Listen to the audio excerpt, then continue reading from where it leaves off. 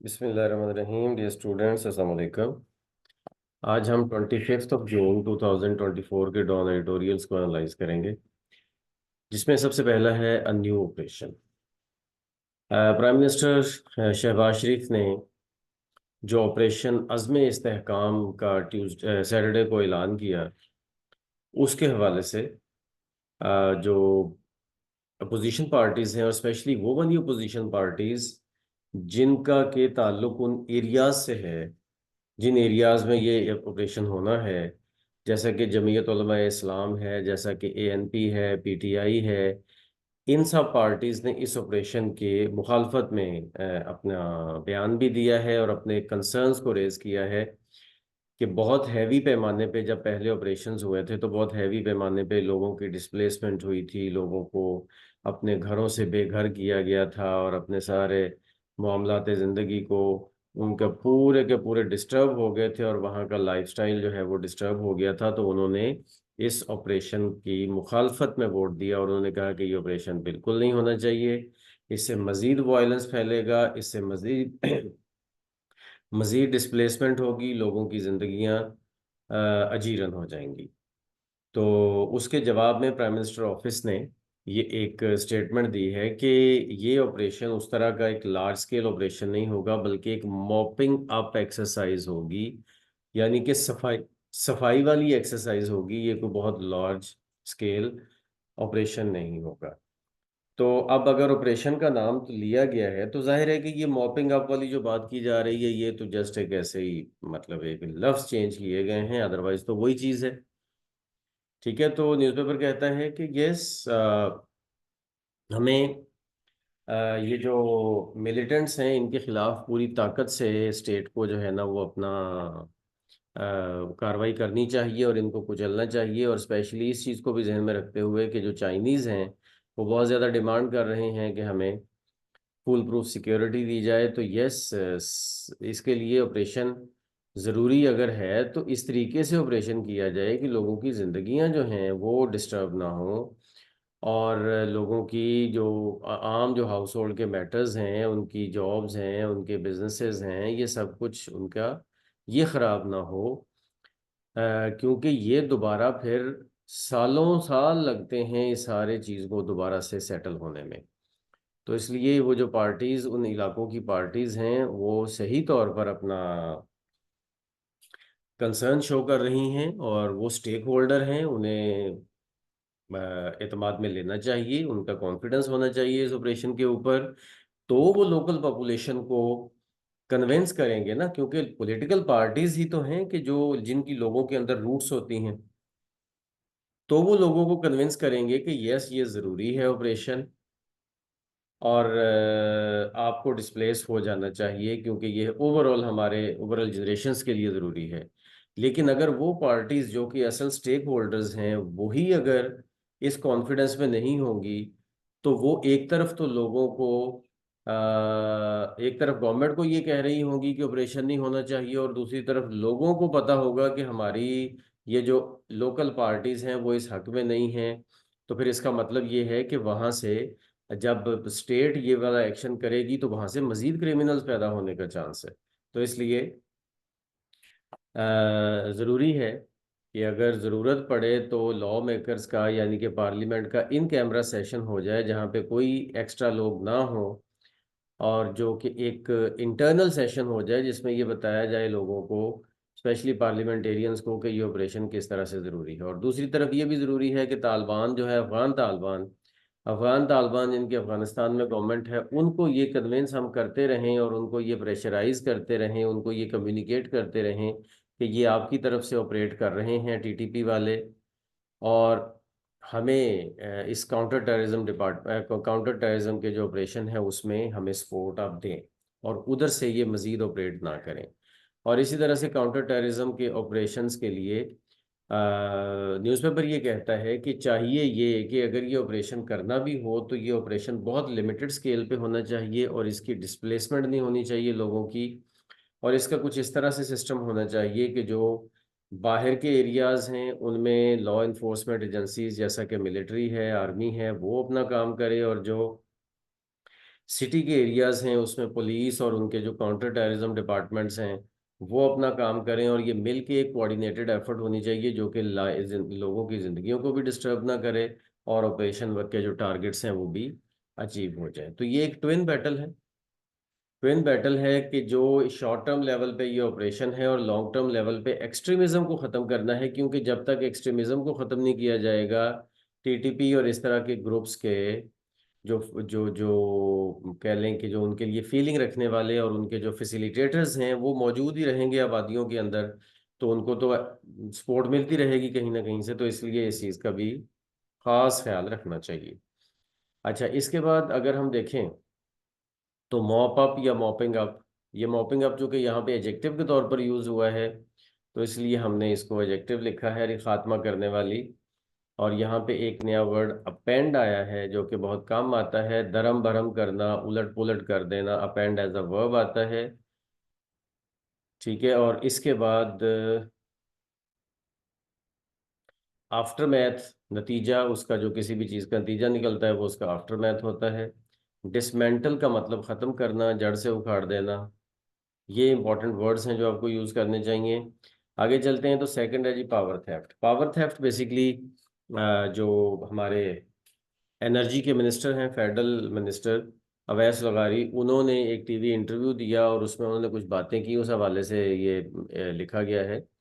ये वाला एडिटोरियल उन्होंने कहा है कि 600 बिलियन रुपीस एक साल में तकरीबन 600 अरब रुपए की बिजली चोरी होती है, और इसमें किसी एक प्रोविंस या किसी एक टेरिटरी को हम मेंशन नहीं कर सकते कि सिर्फ वहीं पे होती है, ये पूरे मुल्क में होती है।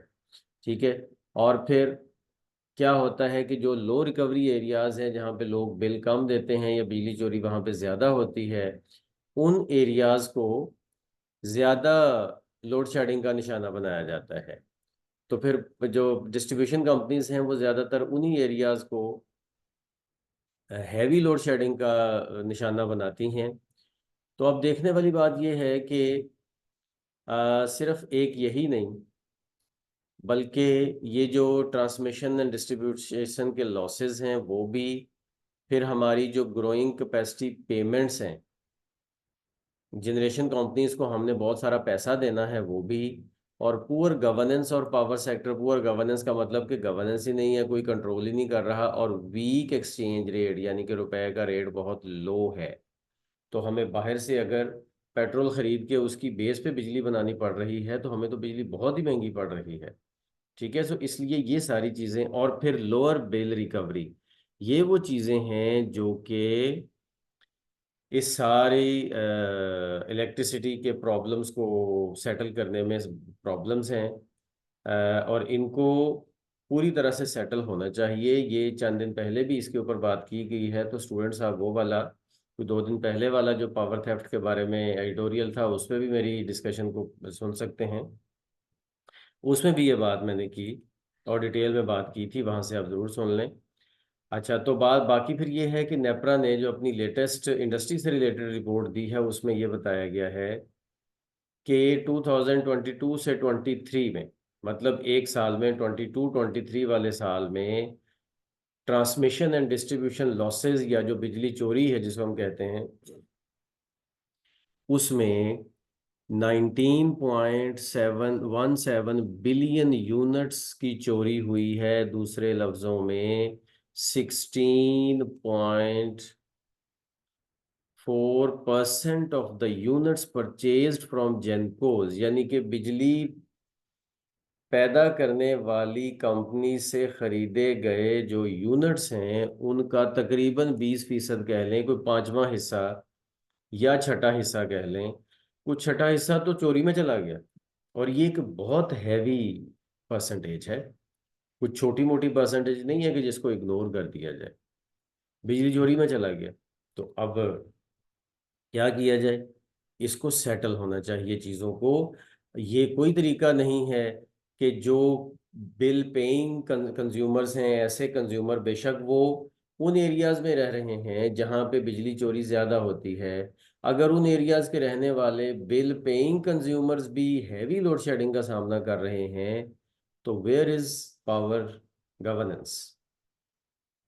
तो ये जो मिनिस्ट्री बनाई हुई है, इस मिनिस्ट्री का फिर क्या फायदा है, जो डिस्ट्रीब्यूशन कर रही है और जो सारे हैवी उन्होंने एम्प्लॉयज रखे हुए हैं, उन्होंने हैवी इक्विपमेंट रखा हुआ है, उनके पास बहुत अच्छी अच्छी जो है ना वो मतलब मशीनरी मौजूद है, सब कुछ रिसोर्सेज मौजूद हैं, तो वो क्या कर रहे हैं, वो क्यों इस मसले को हल नहीं कर रहे। और जो मतलब जिन एरियाज में बिजली ज्यादा चोरी होती है, उन एरियाज में तो बिल पेइंग कंज्यूमर्स हमारे लिए एक एसेट हैं, आप उन्हीं को लूज कर रहे हैं। तो फिर आप क्या कर रहे हैं फ्यूचर के लिए? फ्यूचर के लिए तो आप एक ऐसे एरियाज पैदा कर रहे हैं ना कि जहाँ पे बहुत ज्यादा बिजली चोरी होगी।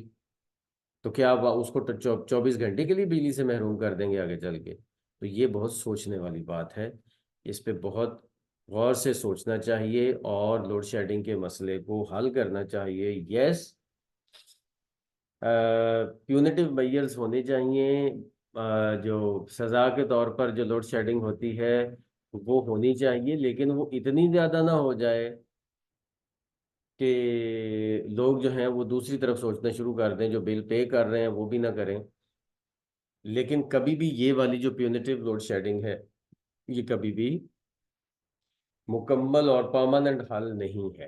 पिछले साल सितंबर में एफआईए को भी इन्वॉल्व किया गया बिजली चोरी पकड़ने के लिए, लेकिन फिर नहीं पकड़ी जा सकी। तो ये एक बहुत बड़ा इशू है, और ये ट्विन ऑब्जेक्टिव है बेसिकली। एक तो ये है कि बिजली चोरी रोकी जाए और लोगों के लिए बिजली को अफोर्डेबल बनाया जाए, और दूसरी बात ये है कि जो डिस्ट्रीब्यूशन कंपनीज के ऊपर इतना हैवी कर्जों का लोड हो गया है, जो सर्कुलर डेट आ गया है गवर्नमेंट के ऊपर इन्हीं महकमों की वजह से आया है ना सर्कुलर डेट, तो वो भी कम होना चाहिए। तो इसके लिए जो प्यूनिटिव मेजर्स हैं, जो कि तादीबी कार्रवाइयाँ हैं, वो हेल्प तो करेंगी लेकिन वो बहुत ज़्यादा हेल्प नहीं कर सकती। अच्छा, इसमें जो अच्छे वर्ड्स जो आप यूज़ कर सकते हैं उनमें पीनलाइज का मतलब होता है सजा देना, एज अ वर्ब यूज हो रहा है। प्यूनिटिव इसी का एडजेक्टिव है, इंजबाती तादीबी कार्रवाई कोई भी। और फिर उसके बाद टेंजिबल का मतलब ठोस, फोकस्ड, जिसका कोई अगर रिजल्ट निकलना हो वो टेंजिबल चीजें होती हैं। वाइप आउट का मतलब होता है सफाया करना, खात्मा करना। इसके बाद आगे चलते हैं तो फैटल एयर। फैटल एयर का मतलब क्या है? जहाँ मोहलिक हवा। बेसिकली ये HEI और IHME दो ऑर्गेनाइजेशंस हैं इंटरनेशनल लेवल पे, जो कि क्वालिटी ऑफ एयर को मेजर करती हैं इंटरनेशनल लेवल पे। उन दो और ये यूनिसेफ के साथ मिलकर काम करती हैं। उनकी रिपोर्ट आई है कि पूरी दुनिया में 2000 बच्चे जो हैं वो air pollution related health complications में हर दिन शिकार होते हैं, एवरी डे, हर दिन शिकार होते हैं। और 2021 में 8.1 मिलियन लोग, यानी कि 81 लाख जो लोग हैं वो बैड एयर क्वालिटी की वजह से उनकी डेथ हुई है। और ये ओवरऑल डेथ रेट का 12% बनता है, यानी कि ख़राब एयर की वजह से जो डेथ हुई हैं वो 12% उनका वेटेज है।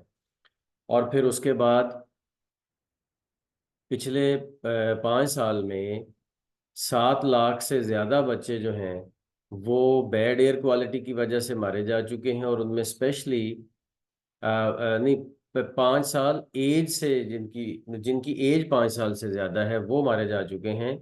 और फिर उसके बाद ये है कि उनमें से जो 5 लाख बच्चे हैं वो फ्यूम्स की वजह से, यानी कि वो वाले फ्यूम्स जो कि कोल से या वुड से या फिर जो इंडोर कुकिंग होती है उससे जो मटेरियल पैदा होता है, जो हवा पैदा होती है इंडोर कुकिंग से, या जो लकड़ी का बूरा होता है उससे, या फिर कोल की वजह से, कोयले के वो जो जलना होता है उसकी वजह से जो पोल्यूशन पैदा होती है उसकी वजह से ये है। और पाकिस्तान में पुअर एयर क्वालिटी का आप अंदाज़ा इस बात से लगा सकते हैं कि रूरल हाउस होल्ड में और इवन अर्बन जो छोटे छोटे घर हैं उनमें भी ये वाला जो कुकिंग का प्रॉब्लम है, या लकड़ी से रूरल एरियाज में बिजली जलाई आग जलाई जाती है, उनसे भी फ्यूम्स पैदा होते हैं, कुकिंग से भी फ्यूम्स पैदा होते हैं, जिससे कि ये सारे प्रॉब्लम्स पैदा होते हैं। और एयर क्वालिटी लाइफ इंडेक्स का जो कि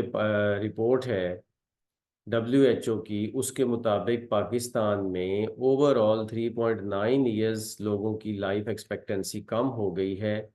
तीन मतलब तकरीबन 4 साल ओवरऑल लोगों की उम्र कम हो गई है। और स्पेशली लाहौर में तो 7 साल, 7 साल का ये कमी आई है बैड एयर की वजह से, लो एयर क्वालिटी की वजह से लोगों की ज़िंदगी 7 साल कम हो गई है। ये एक बहुत हैवी परसेंटेज है जो हमें इसके बारे में ज़रूर सोचना चाहिए। और ये कहता है कि गवर्नमेंट को जो भी स्टेप लेने पड़े वो स्टेप लें, लेकिन ये एक कैटास्ट्रफी है, ये एक मुसीबत है, हमें इससे बचना चाहिए और हर सूरत में बचना चाहिए। और गवर्नमेंट को चाहिए कि फ्री एक साफ एयर के लिए एक बॉडी बनाए और उसके लिए ट्री कटिंग के ऊपर कोई फाइन रखे और एक लॉ मेकिंग करे, ताकि ट्री कटिंग को एक क्रिमिनल एक्टिविटी समझा जा सके और इस तरह से हम नए दरख्त लगाएं, ना कि पुराने दरख्त को भी काटते जाएं। और अर्बन एरियाज़ में, रूरल एरियाज़ में हर जगह ये इमरजेंसी स्टेप्स लेने की ज़रूरत है, ताकि हमें क्लीन एयर हमें मिले। और क्लीन एयर हमें प्रायोरिटी बनानी पड़ेगी, अदरवाइज हमारी फ्यूचर जनरेशन्स बहुत ही बुरे हालात का शिकार होने वाली हैं सेहत के हवाले से। और जो पोल्यूटेड एयर है उसके हवाले से। स्कम का मतलब होता है दब जाना, नीचे आ जाना, सरेंडर कर देना। प्रेवेलेंट का मतलब आम, गालिब, ये एडजेक्टिव है। फिर उसके बाद है ऑफिशियलडम का मतलब दफ्तरी हुकूमत, यानी कि ऐसे लोग जो दफ्तरों में बैठे हैं, वो कहा गया ना कि उनको तो कोई टेंशन ही नहीं है, उनको कोई केयर ही नहीं है। और फिर इम्पेरेटिव का मतलब है बहुत अहम जो चीज़ होती है वो। और इम्पाउंड का मतलब होता है कब्जा में लेना, सरकारी तौर पर कब्जा में लेना। तो आज के लिए इतना ही, मिलते हैं नेक्स्ट डिस्कशन में। अल्लाह हाफिज़।